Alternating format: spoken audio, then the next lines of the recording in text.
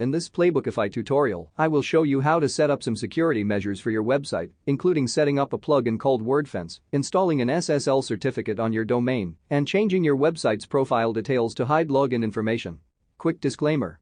These security measures are what I recommend as starter measures but are not a comprehensive guide, so it is worth doing your own research on this topic.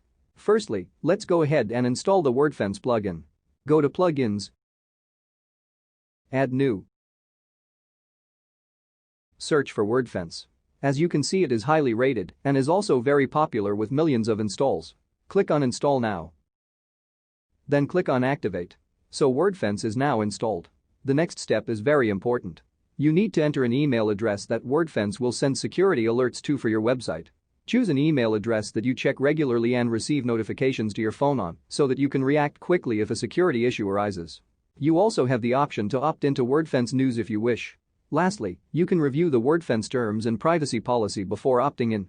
And also there is information there for your data controller to review. To finalize the install, click Continue. On the next screen you will be given the option to upgrade to Premium. It is worth reviewing this option, but for the purpose of this tutorial, we will opt for no thanks. As you can see, Wordfence is now installed. Let's configure it by navigating to Wordfence and selecting Dashboard. The dashboard is showing me that the firewall is at 48% and is currently in learning mode.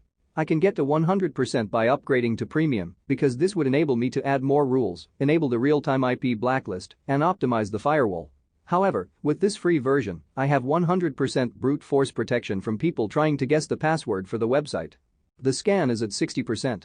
I could get to 100% by upgrading to Premium because this would enable Premium scans, signatures, and reputation checks.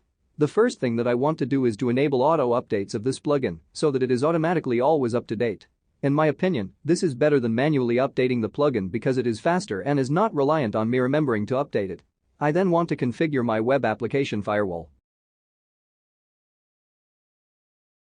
Wordfence pre-selects your server configuration based on their tests.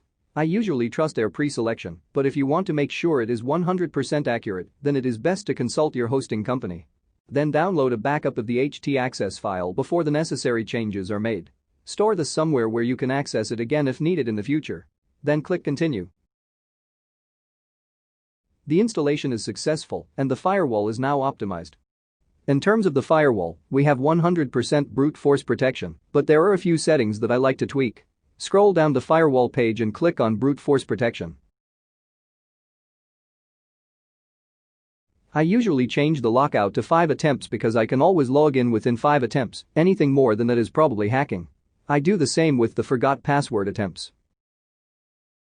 I also reduce the time period to just 1 hour. Finally, I immediately block any IP address that tries to log in with the username admin because all hackers try that one. You should never have a username admin on your WordPress account. Then click Save Changes in the top right-hand corner. Next, navigate into the Scan section. Click Start New Scan and scroll down to watch the scan go through each check of your website. If everything looks good and nothing malicious shows up, then let's navigate to the main dashboard. As you can see, some Wordfence panels are now appearing on your dashboard. This is a good way of monitoring your website's security easily. Next, we will install an SSL certificate on your website. An SSL certificate, when installed, allows secure connections from the web server to a browser and activates the padlock icon on the browser. Typically, SSL is used to secure credit card transactions, data transfer, and logins. This is important because it shows your website visitors that your website is secure and safe to use. Also, installing SSL certificates helps you rank higher on Google because Google prefers websites that are secure.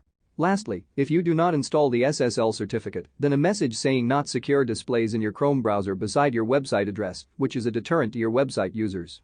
Thankfully, rather than having to pay for one, SiteGround provides an SSL certificate for free for the first 3 months as part of its hosting package. So let's install it. Log into your SiteGround account, click on the Websites button.